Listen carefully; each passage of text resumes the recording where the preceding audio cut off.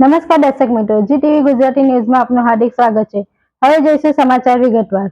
સુરત મહાનગરપાલિકામાં હદ વિસ્તરણને પગલે શહેરનો ભાગ બનેલા સણિયા હેમાદમાં 6 વર્ષ વીતી ગયા છતાં પાયાની સુવિધાનો અભાવ છે। સણિયા હેમાદમાં ગામમાં દર વર્ષે ખાડી પૂર આવે છે અને રહીશોને ભારે હાલાકીનો સામનો કરવો પડે છે। આ ઉપરાંત અહીંયા જે તળાવ આવેલું છે તેમાં ડ્રેનેજનું પાણી વધતા લીલના થર જામી ગયા છે। માજી સરપંચ સંજયભાઈ રામાનંદીએ જણાવ્યું કે પહેલાં ખાડી પૂર આવતા સુરત મહાનગરપાલિકાને રજૂઆત કરી એટલે સ્ટોમ લાઇન પાસ કરી। હવે આ લાઇન નાખતા ડ્રેનેજ લાઇન તોડી નાખી। કોઈને પૂછ્યા વગર સ્ટોમ લાઇન નાખી એટલે ડ્રેનેજ લાઇન સીધી તળાવમાં જતી રહી। તળાવનું આખું પાણી દૂષિત થઈ ગયું। અગાઉ પણ ઘણી બધી માછલીઓ મરી ગઈ હતી। મનપાની ટીમે માછલીઓ બહાર કાઢી હતી। હાલ તળાવની અંદર લીલનો થર જામી ગયો છે। અમારા ગામની અંદર છેલ્લા 5 વર્ષથી મિનિમમ 20 થી 25 જેટલા કેન્સરના દર્દીઓ છે। રેસિડેન્ટ વિસ્તારમાં ઔદ્યોગિક પ્લાન્ટ આવી ગયા છે અને આ બધું જ પાણી તળાવમાં ઠલવાય છે। તમારું નામ? સંજયભાઈ રામાનંદી અને સણિયા હેમાદ ગામ માજી સરપંચ। સંજયભાઈ, શું સમસ્યા છે સણિયા હેમાદના જે તળાવ આવ્યું છે તેની? તળાવની અંદર એવી પોઝિશન છે કે પહેલા આ જે ખાડી પૂર આવતા હતા એટલે અમે રજૂઆત કરેલી એટલે સુરત મહાનગરપાલિકાએ સ્ટોમ લાઇન પાસ કરી।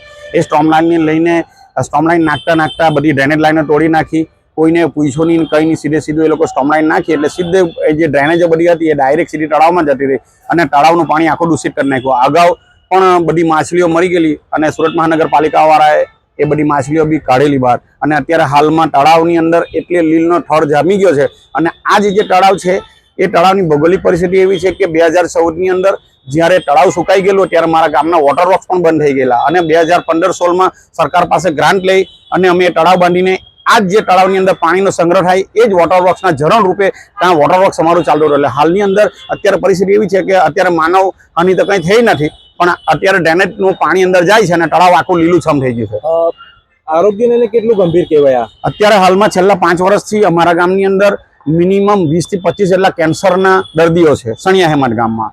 એટલે કહેવાનું તો એવું થાય છે કે આજુબાજુ જે બિન ઉદ્યોગિક એટલે મતલબ રેસિડન્ટ છે એની અંદર ઉદ્યોગિક બધા પ્લાનો આવી ગયા છે એ બધું પાણીઓ તળાવમાં જ ઠલવાય છે। એક તરફ વોટર હાર્વેસ્ટિંગની સરકાર દ્વારા યોજના ચાલી રહી છે અને તમે કીધું એમ કે અમે આ તળાવનો પાણી માટે ઉપયોગ કરતા હતા ને આ પ્રકારે હવે ગંદકી, કેટલું યોગ્ય કહેવાય?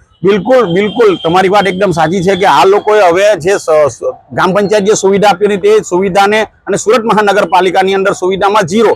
સુરત મહાનગરપાલિકાના અધિકારીઓ ખાલી આવે, ઓબ્ઝર્વેશન કરે અને ચાલ્યા જાય, કોઈ સુવિધા નહીં મળે। 2026માં 20 મહાનગરપાલિકામાં સણિયા હેમાદ ગામ આવી ગયું ત્યારથી કોઈ સુવિધા નહીં મળે। ડ્રેનેજની સુવિધા નહીં મળે, પાણીની સુવિધા નહીં, કંઈ નહીં। આ બાબતે તમે કઈ જગ્યાએ રજૂઆતો કરી ચૂક્યા છો? અમે એક પત્રકારને રજૂઆત કરેલી હતી ને લગભગ પત્રકારો સાથે વાતચીત કરેલી, કેમ કે અધિકારીઓ કોઈ સાંભળતા જ નથી। અમે અંદર કોર્પોરેશનમાં અમે જ્યારે ગયા ત્યારે એ લોકો કોઈ સાંભળતા નથી એટલે અમે ટીવીના માધ્યમ અને પત્રકારોનો સંપર્ક કર્યો છે।